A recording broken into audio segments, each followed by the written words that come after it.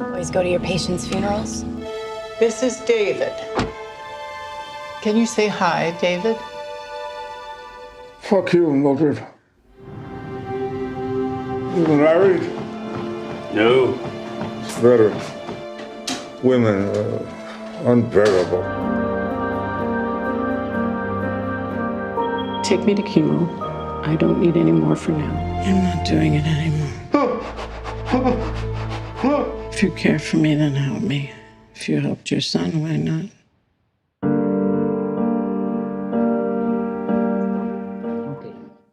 Hola, ¿qué tal? ¿Cómo están mis no pertenecientes? Bienvenidos una vez más a Desde el Alma. Y bueno, hoy nuevamente nos acompaña mi querido Marcelino Medina, quien tuvo la oportunidad de ver el video anterior que tuvimos con él en relación a discapacidad y suicidio.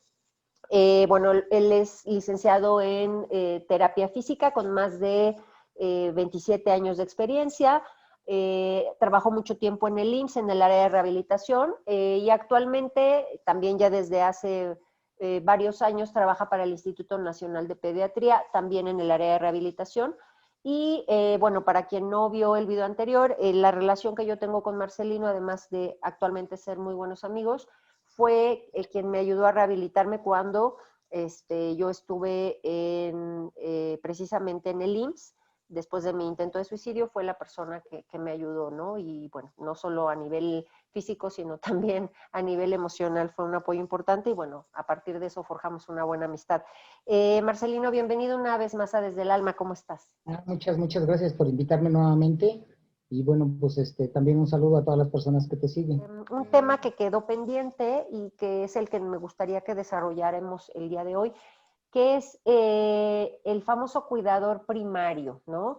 ¿Qué pasa con esta persona que acompaña a otra persona que se encuentra en estado de enfermedad o de discapacidad? Siempre hay alguien que adquiere ese rol principal y, bueno, ¿qué características tiene a nivel del rol que juega en este proceso de enfermedad o de discapacidad de otra persona? ¿Y qué va pasando con esta persona en cuanto a su salud, en cuanto a sus emociones? Si nos quieres platicar un poquito más o enmarcar un poquito más de qué va esto del cuidador primario. Bueno, mira,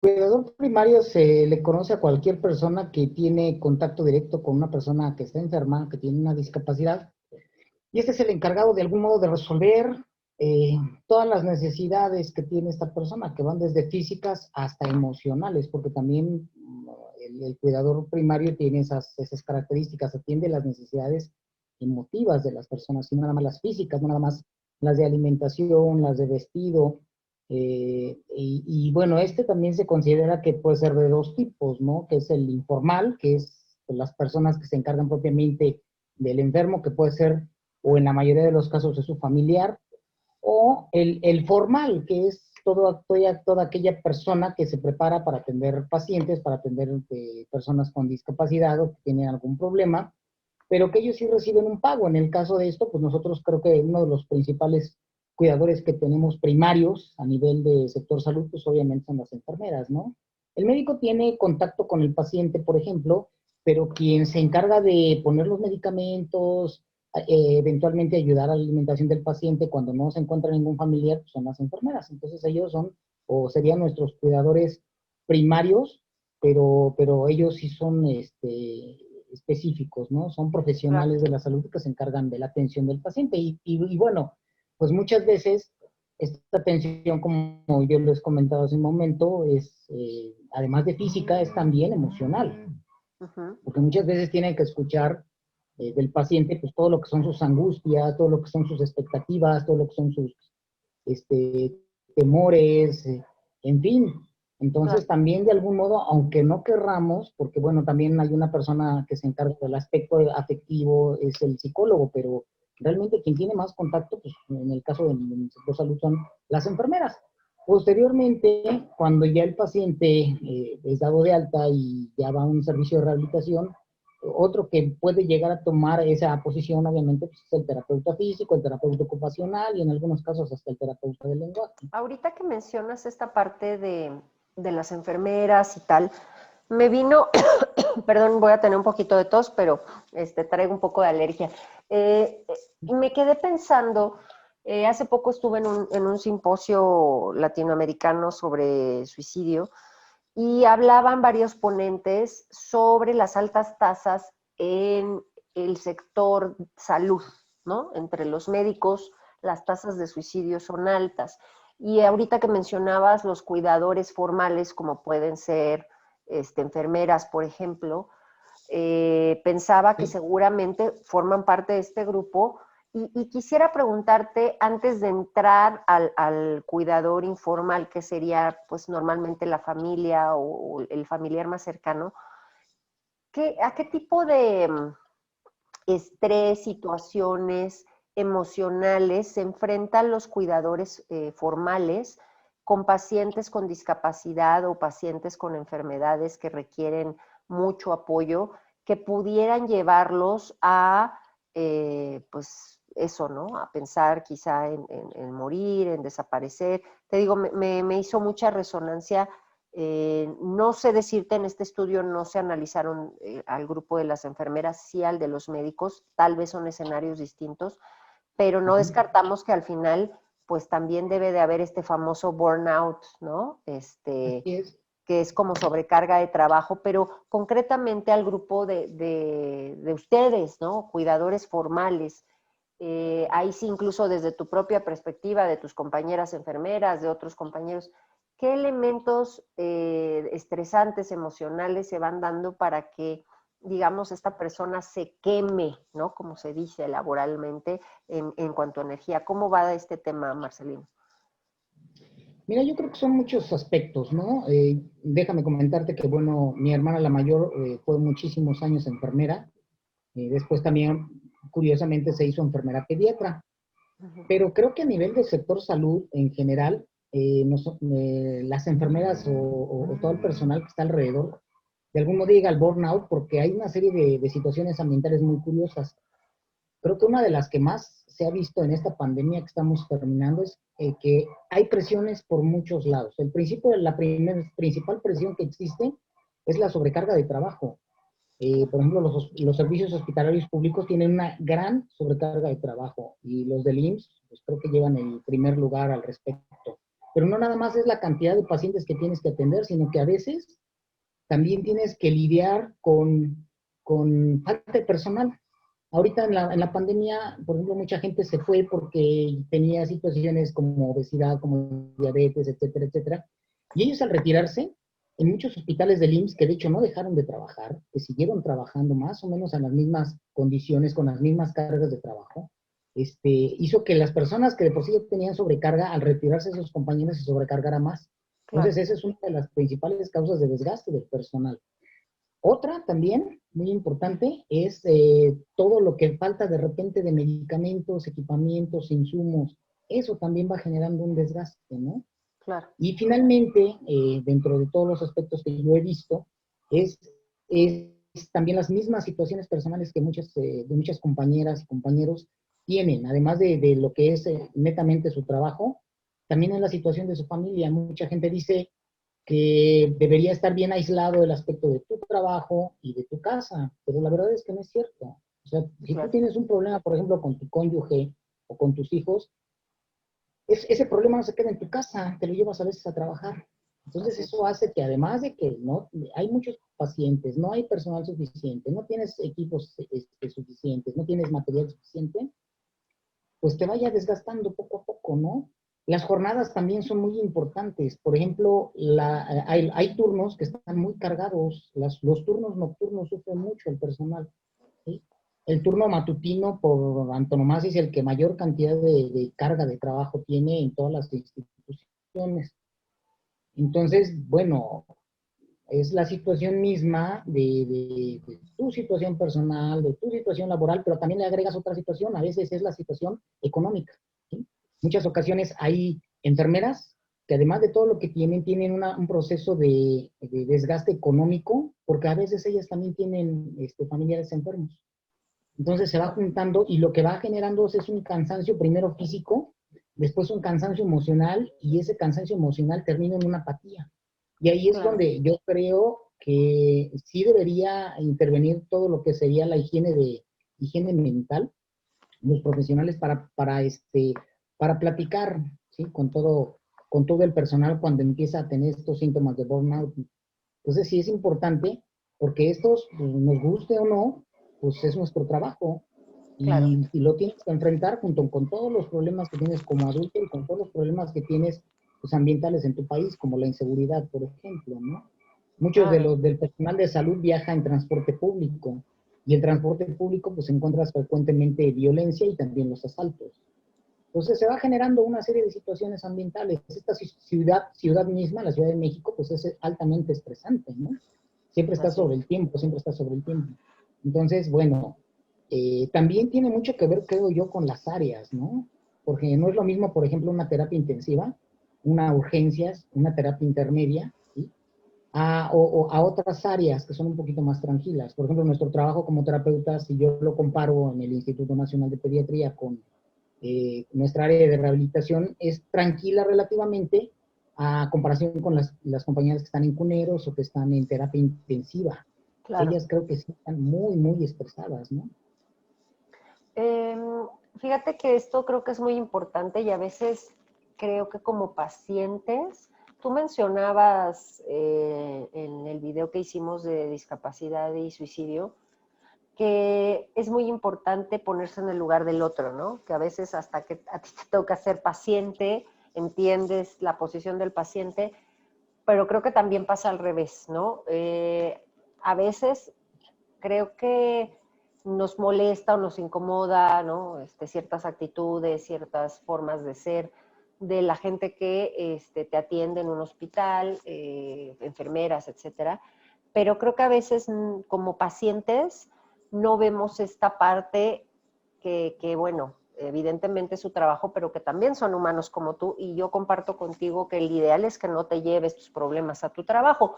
Lo cierto es que eso cuesta mucho trabajo, ¿no? Porque tú al final no sabes por qué esa persona está apática, por qué esa persona se ve distraída, por qué está de malas, lo que sea, ¿no? Entonces, creo que nos falta sensibilizarnos a todos, ¿no? Más en esta parte. No obstante, pues bueno, es verdad, es parte de su trabajo y es algo con lo que tienen que lidiar. Y yo te preguntaría ahí, Marcelino, ¿existen en las instituciones públicas de salud, por ejemplo, estos espacios de higiene, de salud mental? Y si existen, ¿son frecuentes? ¿Pueden acudir en cualquier momento? ¿O solamente son jornadas que se hacen cada determinado tiempo? Es decir, ¿cuentan con esta especie de apoyo interno que les dé como un respiro o por lo menos un espacio donde ustedes puedan descargar esta sobrecarga de trabajo o incluso las cosas que traen a nivel personal, o como tal no es algo que esté de manera permanente? No, fíjate que yo creo que es algo que se tiene que integrar.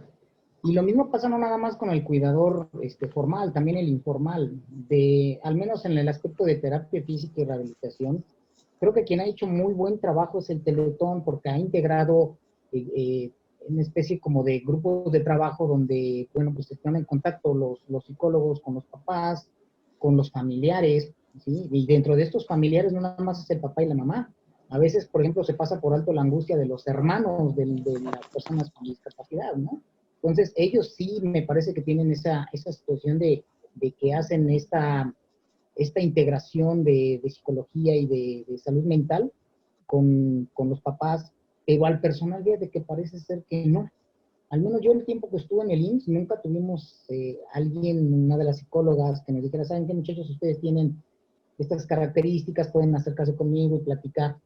Creo que lo que hacemos normalmente es platicar estas dudas, miedos, enojos, más bien lo hacemos como en nuestras áreas ya de reposo o no, en nuestras áreas comunes como pueden ser los lockers, ahí donde platicamos. O eventualmente cuando tenemos los compañeros durante las jornadas de trabajo platicamos de todo lo que en un momento dado nos pasa con los pacientes, nos pasa en nuestra casa.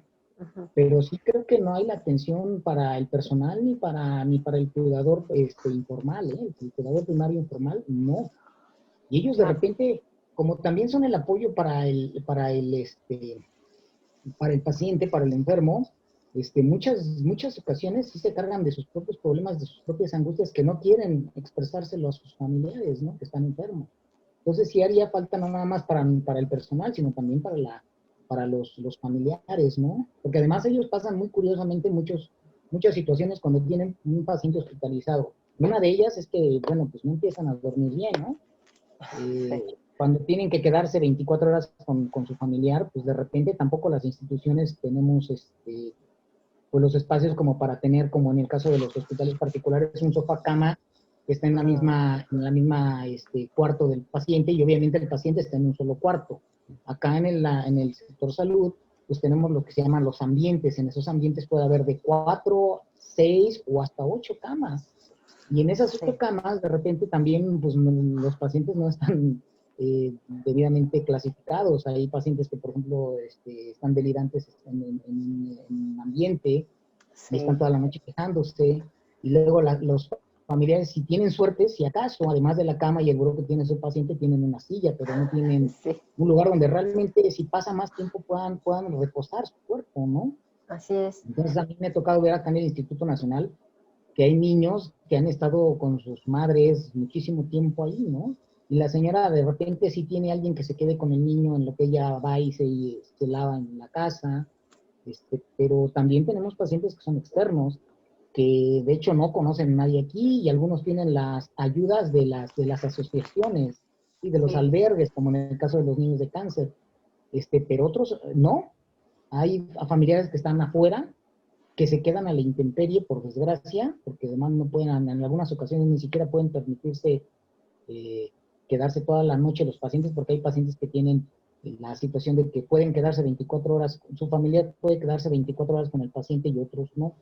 Entonces, estos familiares en particular que vienen normalmente de los estados, pues muchas veces se quedan afuera del hospital, ¿sí? Mientras la mamá o algún otro familiar se queda adentro. Entonces, eso genera en ellos un cansancio extremo. No puedes dormir bien, estás con la tensión, no puedes comer bien, ¿sí?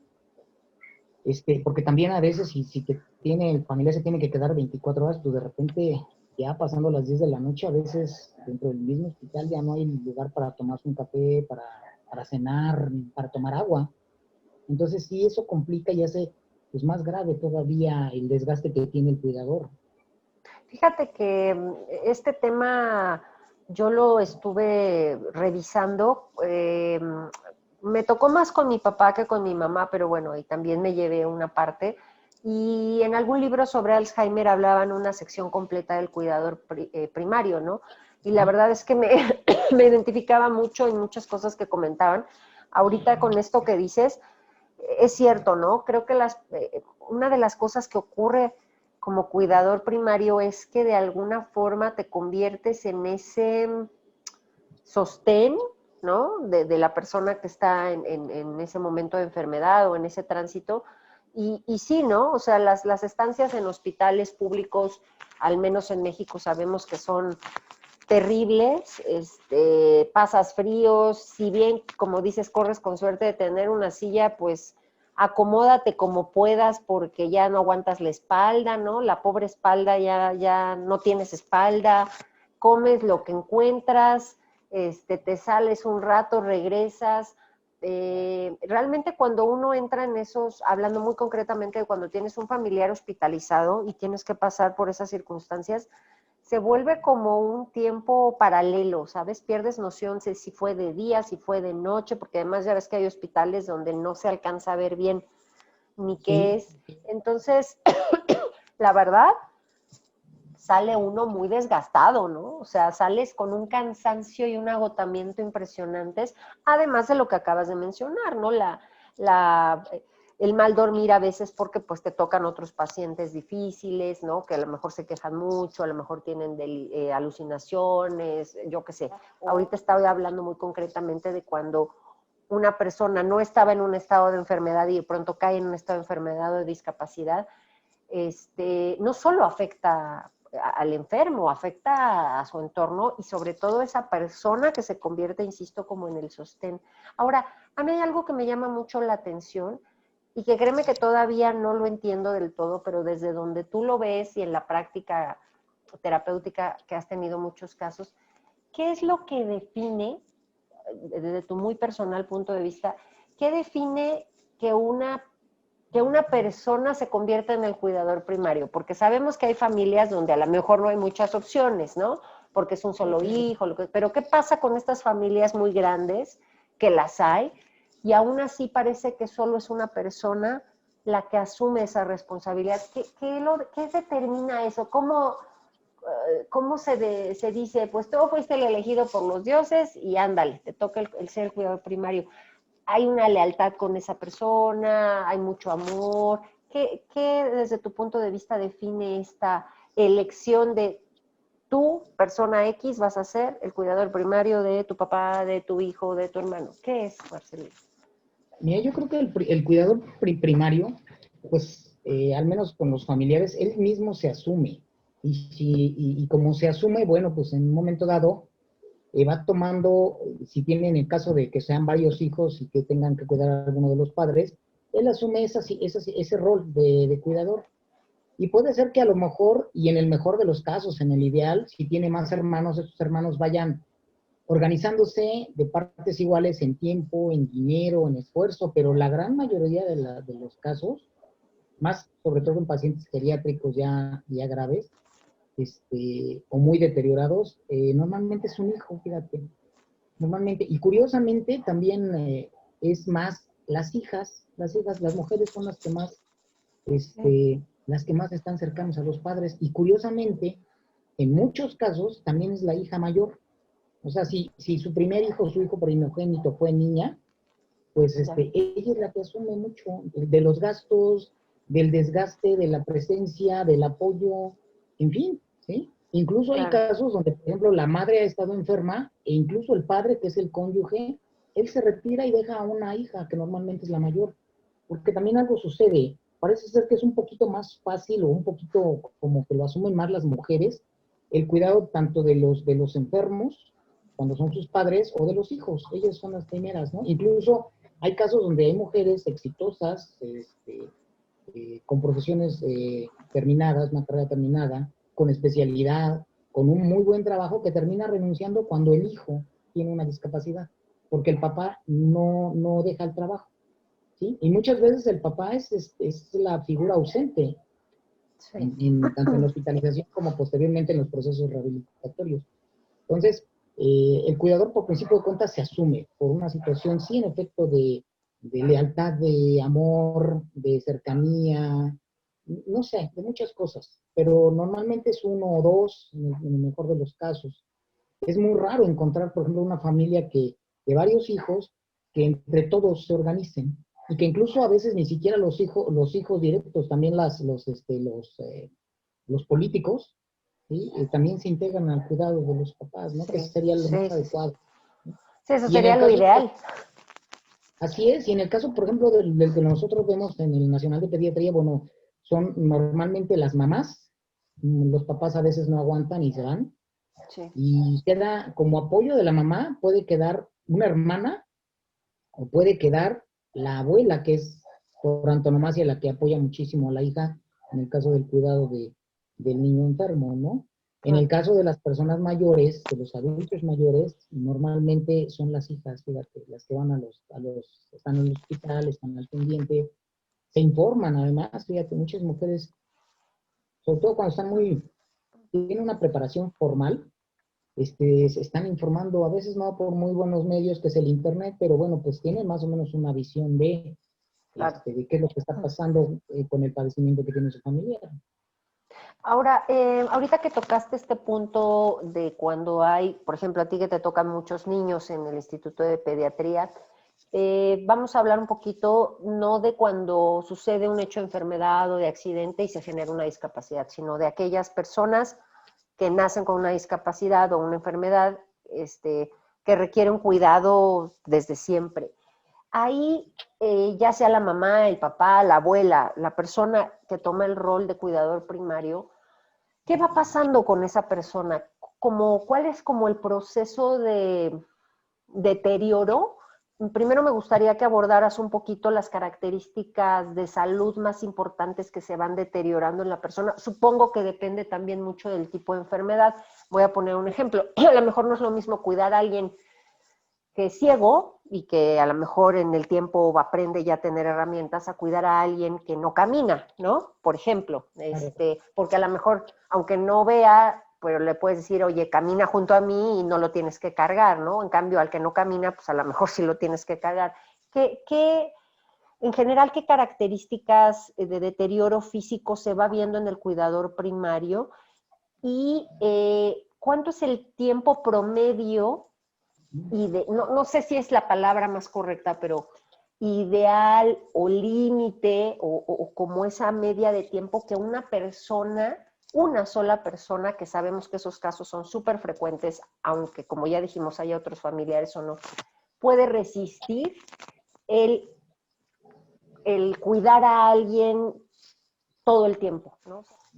Mira, yo creo que una de las primeras cosas que nosotros observamos es el aspecto de cómo está presentada su imagen, ¿no? La imagen de la persona, del cuidador, que empieza a agotarse, lo empiezas a ver en que empieza a tener falta de cuidado con su persona, ¿no? Por ejemplo, en algunos varones, pues empiezan a dejar de rasurarse, la limpieza, la higiene corporal no es tan buena, tú también te das cuenta en su boca, ¿no? Porque te das cuenta que empiezan a dejar de cepillarse los dientes, la misma ropa, ¿sí? Hay ropa que empiezan a utilizar muy frecuentemente, normalmente utilizan ropa muy holgada, pero después también lo notas en su rostro, ¿no? Con esta facie o estas características faciales de cansancio, como de que no estás durmiendo bien, como de que estás muy angustiado, ¿sí? Después él empieza a tener cada vez problemas mayores que pueden incluso degenerar en una enfermedad, ¿no? O sea, yo tuve la mamá de un paciente mío que se complicaba, era un niño que tenía una cuadriparesia espástica, tuvo muchos problemas el niño, luego además de esto, la cuadriparesia espástica fue resultado de una hidrocefalia. Entonces la mamá en un principio venía muy, muy tranquila, se cuidaba. Al final de verdad que venía como si se hubiera recién despertado, ¿no? Te dabas cuenta que, bueno, pues no venía peinada, no se veía que hubiera tomado un baño. Entonces esos son los principales. Hasta el final llega un momento en que te das cuenta que empieza a deteriorar su salud. Esta señora en particular se deterioró tanto. Nosotros le combinábamos, ¿no? Porque no nada más fue paciente mía, sino fue paciente también de otros compañeros. Porque también la mandaron tiempos le dieron de alta temporal y después la volvieron a reintegrar al servicio para esta situación que yo les mencionaba también del agotamiento, acerca de la recuperación del paciente, hasta que la señora se descuidó de tal manera, tanto su Salud. alimentación, que subió además de peso y después tenía diabetes, después empezó a tener problemas de rodillas, problemas de columna. Entonces llegó un momento en que la señora tuvo que ser internada, por desgracia, ¿no? Entonces, ese es el punto crítico. Hay cuidadores tan apegados, no sé, se meten tan en su papel que el cuerpo falla y eso significa que ellos tienen que ser hospitalizados o enfermos. Y es el momento en el que ya dieron todo lo que tenían que dar. Y por desgracia, pues a veces el paciente cuando está muy comprometida su salud, pues tiene que tener otro cuidador, ¿no? Aunque sea de manera temporal en lo que este cuidador primario se recupera de su salud, ¿no? Claro. Pero también claro. ya una vez que se recuperan, son los mismos pacientes que una vez que se recuperaron, son los mismos familiares que una vez que se recuperaron de su enfermedad, vuelven a recaer porque también son apáticos a la hora de tomar sus medicamentos, ¿no? Por atender al paciente. Entonces, normalmente, te digo, todo empieza con el descuido de su apariencia física y posteriormente termina justamente en la situación de que muchos quieren ya renunciar, ¿no? Claro. Quieren renunciar y como a veces no pueden, como es el caso de muchas mamás con hijos con discapacidades graves, pues muchas pueden llegar a ser un sujeto de que piense tarde o temprano en el suicidio, ¿no? Claro, Y como además una forma de salir. Exactamente, porque muchas de ellas obviamente pues también tienen la presión social de cómo va a abandonar a su hijo que tiene una discapacidad que está muy mal. Pero un hijo con una discapacidad grave, que sea totalmente dependiente, acaba con la familia, ¿eh? De verdad, acaba con los recursos económicos, Así es. físicos, morales, todo, con todo acaba. El problema es también cuando tienes este tipo de hijos y además ellos tienen hermanos, porque también los hermanos se ven afectados por ese deterioro económico y en general que tienen las familias, ¿no? Un niño con una discapacidad grave puede llegar a fragmentar una familia, ¿no? Tocamos ahorita mucho el aspecto físico y de salud física. Ya mencionaste algunas, pero aparte de la angustia y el agotamiento, ¿qué otras emociones y características de nivel psíquico interior has identificado pues en los cuidadores, Marcelino? ¿Cuáles son como las más frecuentes, además de, obviamente, el agotamiento y la angustia, ¿no?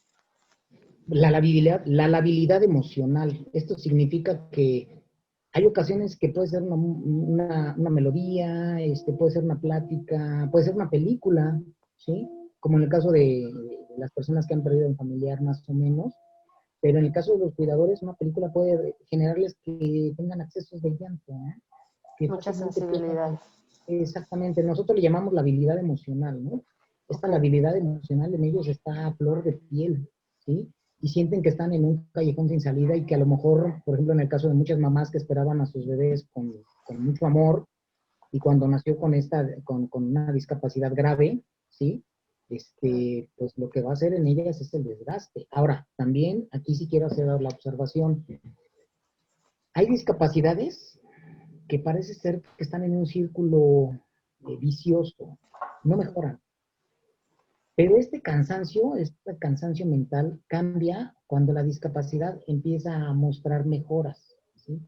Que la persona empieza a ser cada vez más independiente, que puede a lo mejor empezar a caminar, que deja de usar pañal, porque eso es algo que nosotros es uno de nuestros objetivos, ¿no? Que dentro de las cosas con un paciente con una discapacidad grave es que por lo menos se alimente él solo, que Claro. deje de usar alimentos especiales y los pañales, por ejemplo, los pañales para una mamá que tiene un niño con discapacidad, no sabes qué ahorro y qué alivio es para ella, ¿no? Que Claro. tenga después control de esfínteres, pues todavía es mucho mejor. Entonces, no es lo mismo, si hablamos de la discapacidad, estamos hablando de un universo, porque no es lo mismo un niño totalmente dependiente, sin futuro, a un niño que tiene una discapacidad que, bueno, más o menos va siendo paliada a través del tiempo con medicamentos, que presenta cierta evolución, cierta mejora, a un niño que definitivamente no tiene ninguna evolución y que cada día que pasa también gastas muchísimo en él. Conforme va pasando también, con la mejora del paciente, también va habiendo alivios en el aspecto económico, en el aspecto Claro. afectivo. ¿Sí? Entonces, pues sí, obviamente, ¿no? Un niño que es totalmente dependiente con mucha medicación, hay medicaciones realmente muy caras, por ejemplo, las medicaciones para las convulsiones, para los niños con epilepsia realmente son muy caras, ¿no? Sí, Entonces, sí, sí, sí. si mejora en ese aspecto, mejora el aspecto económico, ya no tengas que gastar tanto, pues eventualmente también la familia y el entorno que está alrededor del paciente también va a mejorar, ¿sí? Es lo mismo también con las personas mayores, ¿no? Hay personas mayores que tienen crisis, en esta crisis se agudiza también el cansancio del cuidador primario, pero si mejora, el cuidador primario también para él es un respiro, ¿sí? Porque como está muy cercano al paciente, si el paciente sufre o si el paciente Claro. se agrava, pues también se agrava el estado del cuidador primario, ¿no? Porque de algún modo también hay una situación como se siente frustrado y que a pesar de lo que finalmente su paciente no está mejor. Entonces también es el nivel de éxito, el nivel de evolución que tiene el paciente. Eso también va a repercutir en el ánimo, en la economía y en muchas otras cosas del cuidador. Fíjate que 45. Aburrido. Oye, ¿quién estás contra las armas nucleares? Wild.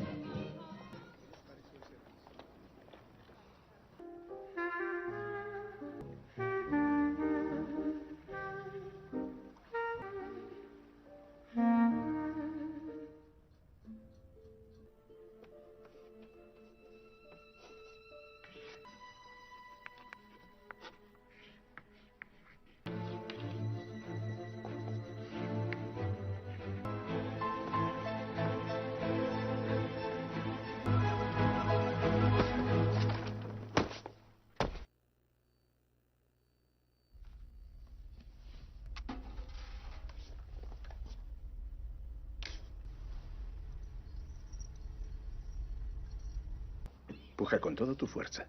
Puja. Puja. ¿Por qué no?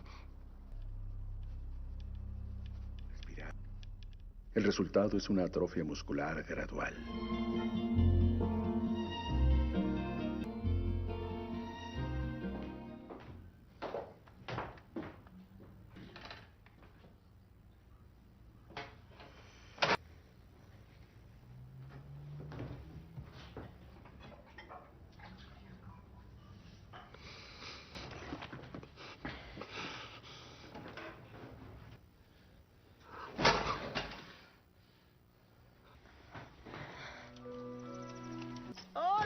¡Ya llegaron! No, es maravilloso. Al llegar allá arriba estará muy cómodo. Hola, Stephen, ¿vamos? Arriba. ¿Acaso está cayendo lluvia? El frío es congelante. frío. Es muy frío. Muy frío. Yo... Respira. Aquí tienes. Tranquilo. Sin doctores. Agua.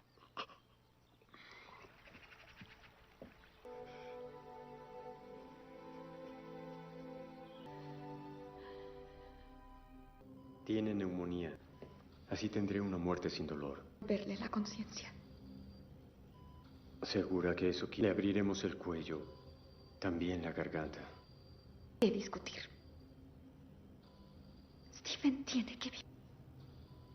Tal vez no sobreviva el viaje.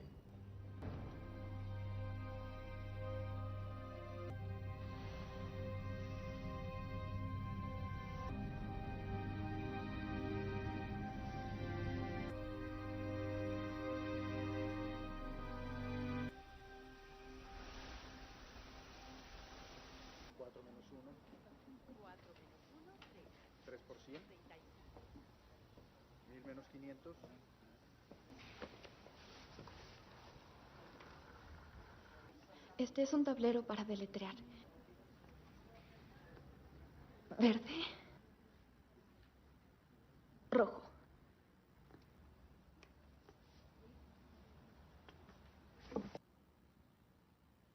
Verde. Negro. A tu vida.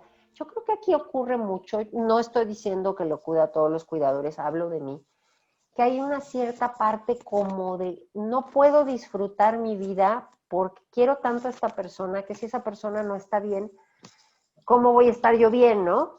Lo Sí, cual claro. es una percepción, diría yo, demasiado exagerada o muy obtusa, y yo me incluyo porque, insisto, en su momento lo viví, porque finalmente si tú no estás bien, si tú no estás bien de salud, si tú no estás emocionalmente, ¿cómo vas a poder sostener al otro? Es lógico que va a llegar un momento en que tú vas a tronar, y como me acabas de decir, yo no llegué a ese límite, gracias a Dios, pero sí sé incluso de cuidadores que se han enfermado y se han muerto antes que sus propios enfermos o personas con discapacidad, ¿no? Entonces, eso está tremendo porque, como tú acabas de decir algunos minutos atrás, hay familias deshechas en todos los sentidos por el tema de la enfermedad o la discapacidad dentro de su núcleo o su sistema familiar, ¿no? Así que yo ahí lo que quisiera preguntarte, tal vez es un tema que da para mucho, ¿hay manera, hay forma de que este cuidador primario no se queme, no tenga este burnout? Y lo digo no en el ideal, Marcelino, porque bueno, el ideal me queda claro es que si todos se cooperaran y todo, pero además me queda claro que hay familias donde no existen más, que a veces son un hijo y un papá y esa es toda la familia, que no son personas que tengan los recursos para poderle pagar a un enfermero. ¿Qué podríamos decirle, por ejemplo, a una... Estoy pensando, no sé, por ejemplo, alguien que tiene a un pequeño que tiene discapacidad y es madre soltera y a lo mejor no tiene muchos recursos y no tiene quien le ayude.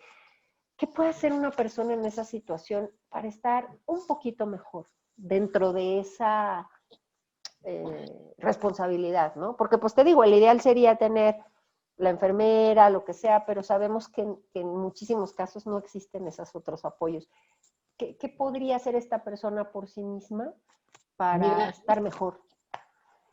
Mira, hay enfermedades hay enfermedades específicas que generan como asociaciones, o si no son asociaciones civiles, si son asociaciones de padres que tienen hijos con esas enfermedades y que generan una red de apoyo. Esas redes de apoyo son muy buenas porque, aunque no lo creas, un papá que tiene contacto con otro papá que tiene un hijo con la misma enfermedad, comparten muchas cosas, son de algún modo muy cercanos.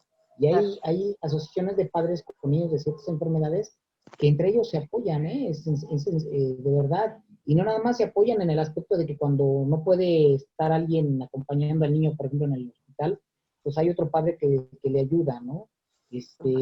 También tiene mucho que ver, por ejemplo, cuando, pues, incluso económicamente, hay padres que tienen mejor situación económica y ayudan a aquellos padres que no la tienen tanto.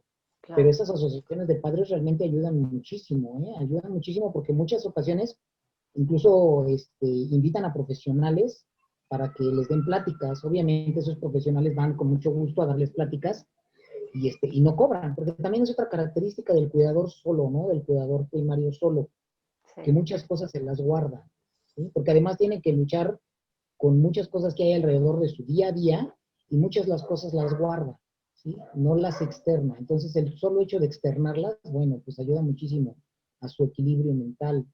Pero también ayuda a que de repente tenga contacto con otros padres y otros padres digan, mira, ¿sabes qué? No te sientas mal, porque también eso sucede con muchos cuidadores, cuando de algún modo se van a descansar o van a disfrutar, a tomar el café con una amiga, con un amigo, de repente ellos mismos se sienten culpables. Es curioso cómo funciona la mente humana. Pero en el caso de estas asociaciones ayudan muchísimo. En el caso de familiares, de un mayor número de familias que pudieran conectarse, sí es bueno que hagan roles, ¿sí? Hagan roles porque al final de cuentas es un poco como el ejercicio, ¿no? Todos sabemos el beneficio que causa el ejercicio y de repente muchos decimos que no tenemos tiempo. Cuando lo que necesitamos hacer es reorganizar nuestras actividades a lo largo del día para que tengamos un tiempo para hacer ejercicio, ¿no? Claro. Entonces lo mismo pasa con ellos. En caso de que sí tengan el apoyo, no nada más moral, sino físico y económico, hacer roles ayuda muchísimo, ¿no? Y ayuda también a que el paciente y la relación del cuidador cambie, ¿sí? Porque incluso el paciente, aunque sabe que está mal, llegan momentos en que él se da por vencido y también es grosero con su cuidador. Fíjate, curiosamente, nos pasa a nosotros los que estamos en contacto directo con los enfermos, ¿no? Hay ocasiones que ellos, yo entiendo que están en una situación emocional difícil, por estar mucho tiempo hospitalizados, por estar mucho tiempo con una discapacidad, con estar mucho tiempo en procesos rehabilitatorios. De repente ellos, pues de algún modo te agreden verbalmente. Entonces lo mismo pasa con familiares, ¿no? Antes nosotros pensábamos que los cuidadores eran los que agredían al enfermo, y a mí me ha tocado ver enfermos que realmente agreden a su familiar, ¿no? Que está ahí con ellos, que ha estado mucho tiempo, que a lo mejor ha estado, no sé, hay personas que han estado inconscientes en un hospital 15 días, y para ellos es como si se hubieran acostado el día de anoche y se hubieran levantado el día de hoy. Entonces esos 15 días para ellos no existen. Entonces no se dieron cuenta que en esos 15 días esta persona la pasó, pero mal. Entonces, sí, también la relación entre el cuidador y el enfermo también llega a hacerse muy agria, ¿eh? Entonces, eso agrega. Sí, bueno, mira, por ejemplo, yo un tiempo trabajé para un asilo que era, es un asilo que se llama Incautepec Barrio Alto. Estuve ahí haciendo mi servicio social y había ahí pacientes demenciados, y de verdad a muchos de las gericultistas, pues llegaban a agredirlas. Entonces dices, también eso suele suceder con los niños. Por ejemplo, hay niños que, y nosotros les decimos a la madre que no lo permitan, ¿no? Que cuando están en una situación de que no quieren hacer el tratamiento, agarran a la mamá del pelo y no la quieren soltar o le pegan. Entonces, no, espérame, eso no se puede hacer porque es tu cuidadora, ¿no? Claro. Pero sí llega a haber agresión del enfermo hacia el cuidador primario. Entonces, obviamente, sí se requeriría todo un apoyo. alrededor del cuidador primario, porque después del cuidador primario hay ocasiones que no hay nadie más, ¿eh? No hay nadie más. Entonces, pues sí, por desgracia, esa es la situación que tiene el cuidador, ¿no? Yo, escuchando lo que compartes, y insisto también un poco sobre la propia experiencia y lo que he visto con otros cuidadores, dijiste algo que creo que es fundamental ahorita que comentabas cuando el enfermo agrede a su cuidador. Estamos hablando de algo fundamental que, bueno, hoy reitero que tiene que ser en cualquier vínculo, y es respeto, ¿no? Respeto y armonía y equilibrio. Creo que cuando esas cosas se rompen en un vínculo, es cuando tenemos problemas, ¿no? De salud física, mental y un montón de problemas. Porque es cierto, yo afirmaba mucho cuando dijiste esto de lo agrio, porque hay una sensación, yo no sé si pasa en todos los cuidadores, pero me atrevería a decir que a la mayoría a largo plazo nos pasa, que hay un amor-odio muy fuerte con tu enfermo o con tu persona con discapacidad. La amas profundamente, pero también estás muy cansado, ¿no? También estás muy agotado, porque además se crea un vínculo muy codependiente. El enfermo, no voy a hablar en el caso de cuando solo son dos personas, voy a hablar cuando hay muchos hijos o cuando hay mucha gente alrededor y en el vínculo informal, no formal. Uno sabe, cuando uno es el enfermo, o el enfermo sabe quién es sabe quién es esa persona que coloquialmente, lo voy a decir así, se la va a rifar por ti, ¿no?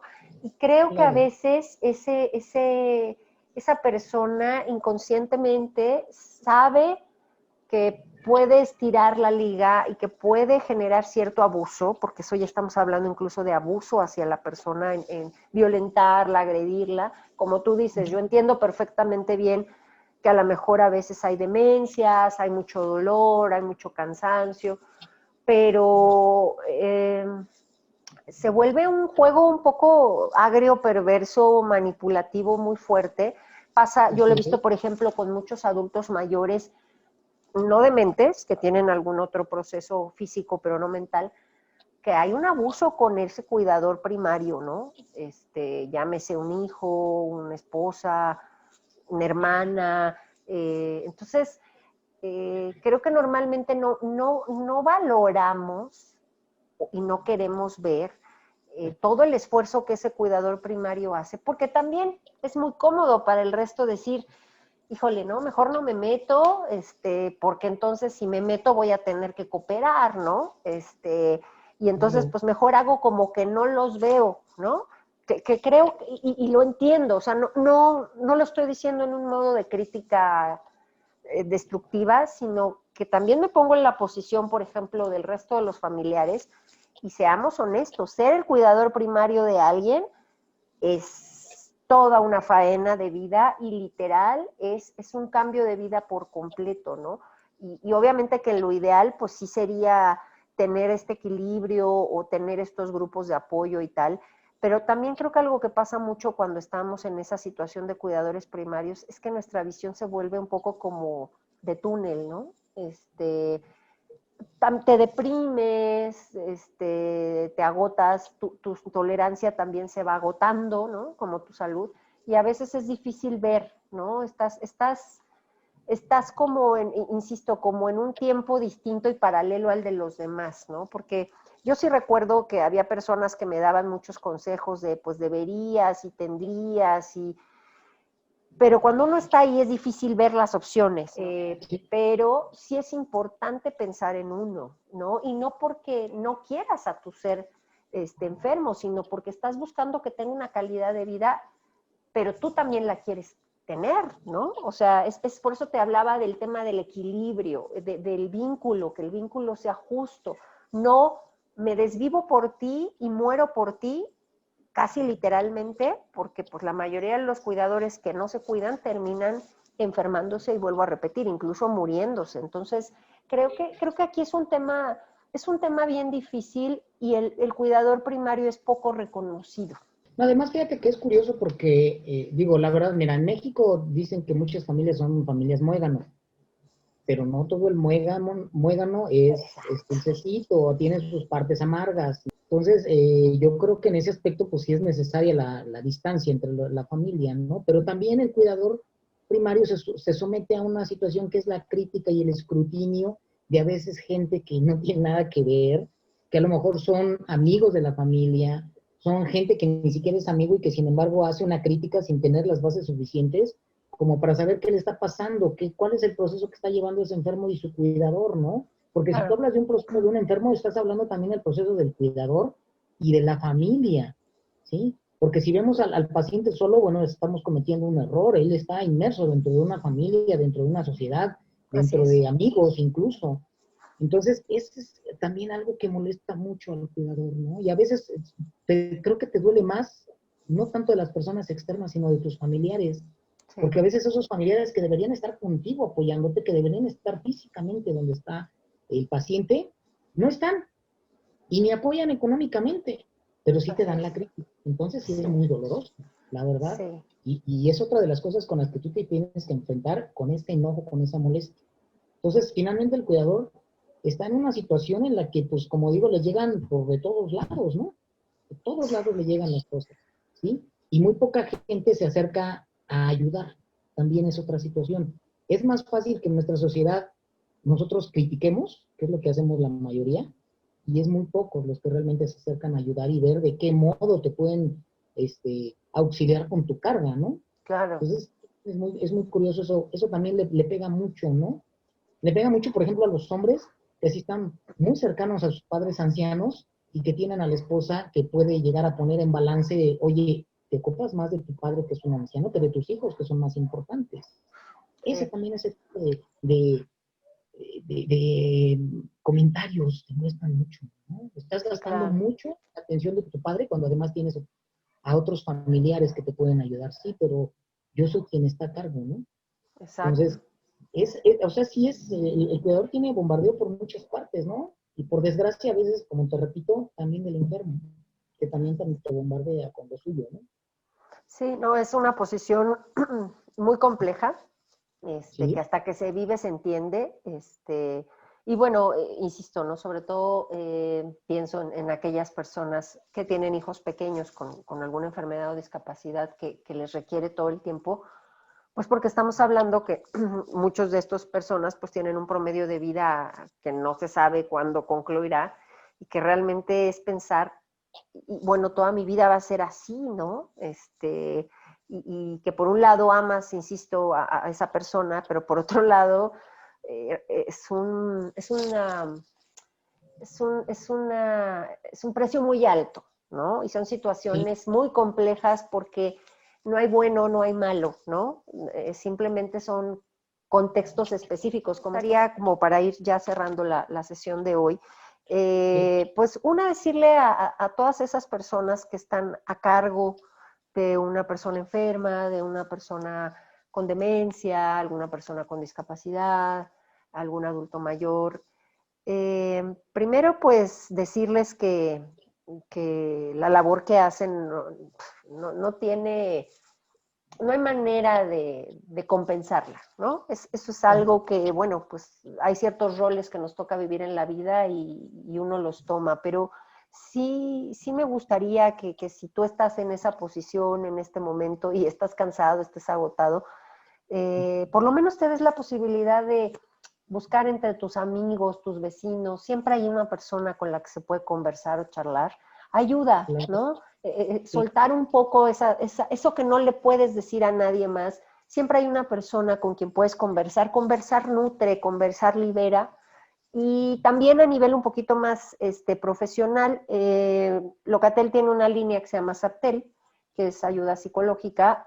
Hasta donde yo sé, te ofrecen una contención de más, dependiendo de los casos, te pueden ofrecer contenciones hasta de, creo que 3 a 10 sesiones, no sé cómo lo están manejando ahorita, pero son gratuitas, y si en algún momento te sientes desesperado, excesivamente agotado, triste, enojado, pues bueno, yo dejo las líneas de Saptel para que las consideren, pero más allá del trabajo profesional de un terapeuta, busquen a alguien con quien platicar, conversar. Insisto, no, a lo mejor no va a resolver tu problema, pero por lo menos platicarlo aliviará por un momento tu alma, ¿no? Darte 5 minutos, 10 minutos en ese día, en esa rutina para ti. Es importante esa parte. Y pues nada, Marce, pues agradecerte primero que hayas estado con nosotros y pedirte si quieres agregar algo más a esta charla. Sí, mira, yo sí creo que definitivamente lo que falta en México justamente es el apoyo psicológico, tanto para el cuidador, que es el cuidador formal, como para el informal, ¿no? Claro. Hace falta, realmente, ¿no? Yo no sé por qué de repente en el sector salud no se contratan más psicólogos, o por qué de repente también los psiquiatras también son importantes, ¿no? Pero también deben de hacerte la observación que no nada más debería ser para el cuidador cuando tiene al paciente, sino también cuando ya ese paciente falleció. Porque también el cuidador pasa por otro proceso posterior a la muerte del paciente, que es un proceso de culpa, en el que él siempre piensa que pudo haber hecho más, cuando realmente él dio todo lo que tuvo que haber dado. A mí me ha tocado ver familiares que inmediatamente después de que ha fallecido su enfermo, se sienten culpables, ¿no? También hay otra emoción cuando fallece, también está la emoción encontrada de, también se siente liberado, y también se siente culpable por sentirse liberado porque él ya falleció, ¿no? Entonces también, yo creo que la ayuda sería durante el proceso en el que ha sido cuidador, y posterior, cuando ya no es cuidador, y ya se fue la persona que estaba cuidando, pero que también le ayude nuevamente a reconciliarse con la vida, porque también hay un proceso después de que fallece el paciente, en que el cuidador todavía pasa por depresión, por enojo, por culpa. Entonces también debería ser bueno posterior a, ¿no? Claro. Yo sé que eso se encarga también la tanatología, pero también le ayudaría mucho a un cuidador o un post-cuidador, pues también tener esta situación de sacar sus emociones, ¿no? Sí, porque además, y cerrando el programa, se vuelve, como dije hace rato, se vuelve tu sentido de vida, ¿no? O sea, bueno, malo, regular, difícil, una gran faena, como cada quien lo viva, pero esa persona a la que cuidas se vuelve tu sentido de vida. Cuando esa persona ya no está, tú lo acabas de decir perfecto, ¿no? Te sientes mal porque sientes que pudiste haber hecho algo más y que te faltó, pero al mismo tiempo te sientes liberado y te sientes mal por sentirte liberado. O sea, es una cosa muy, muy compleja. Y sí, por supuesto, el proceso de contención es súper importante porque sí, o sea, finalmente por algo estuviste ahí, es una pérdida emocional, había un vínculo, y a quien le pega muchísimo pues es al cuidador primario porque navega entre estos dos sentimientos contradictorios. Tienes toda la razón, hay una gran liberación, pero al mismo tiempo hay como culpa por sentirte bien y luego mal porque quizá debería. Es un rollo que los humanos tenemos mucho con la culpa, ¿no? Pero bueno, eso es para otro programa. La culpa es muy interesante. Marcelino, nuevamente muchas gracias y bueno, pues gracias por haber estado con nosotros. Esto fue Desde el Alma y nos vemos hasta la siguiente. Hasta luego.